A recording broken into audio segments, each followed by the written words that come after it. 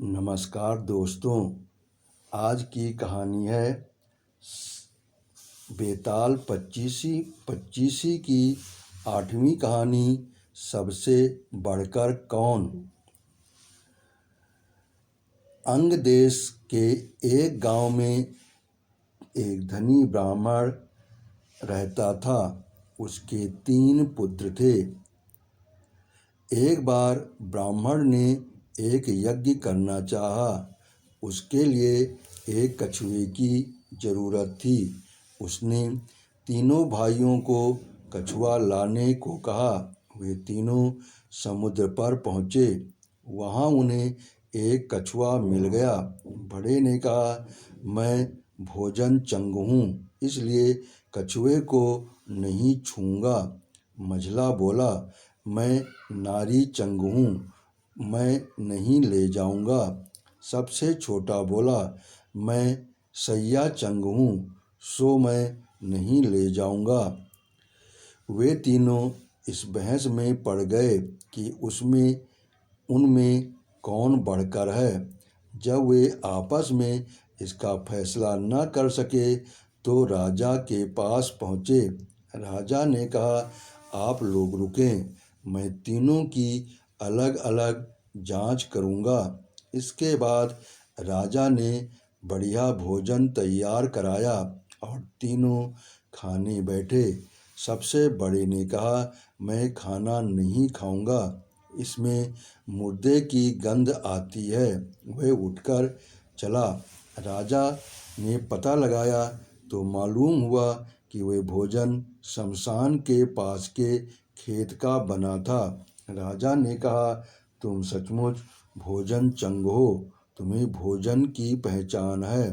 रात के समय राजा ने एक सुंदर स्त्री को मझले भाई के पास भेजा। ज्यों ही वहां पहुंची कि मझले भाई ने कहा, इसे हटाओ यहाँ से, इसके शरीर से बकरी के दूध की गंध आती है। राजा ने यह सुनकर पता लगाया तो मालूम हुआ कि वह स्त्री बचपन में बकरी के दूध पर पली थी। राजा बड़ा खुश हुआ और बोला, तुम सचमुच नारी चंग हो। इसके बाद उसने तीसरे भाई को सोने के लिए 7 गद्दों का पलंग दिया। जैसे ही वह उस पर लेटा कि एकदम चीख कर उठ बैठा। लोगों ने कहा, उसकी पीठ पर एक लाल रेखा खींची थी। राजा को खबर मिली तो उसने बिछौने को दिखवाया। 7 गद्दों के नीचे उसमें एक बाल निकला। उसी से उसकी पीठ पर लाल लकीर हो गई थी। राजा को बड़ा अचरज हुआ। उसने तीनों को 1-1 लाख अशर्फियाँ दी। अब वे तीनों कछुए को ले जाना भूल गए, वहीं आनंद से रहने लगे।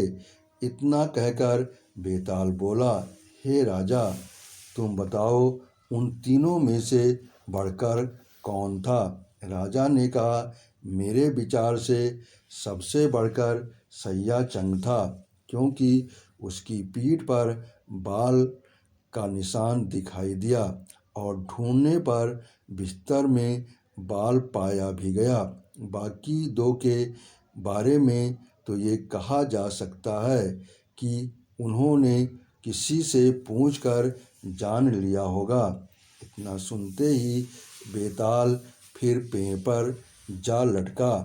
राजा लौटकर वहां आया और उसे लेकर लौटा तो उसने ये कहानी सुनाई। आपने अगली कहानी अगले भाग में सुनेंगे। आपने कहानी सुनी, इसके लिए आपका बहुत बहुत धन्यवाद। आपने सब्सक्राइब किया, इसके लिए दिल से आभारी हूँ।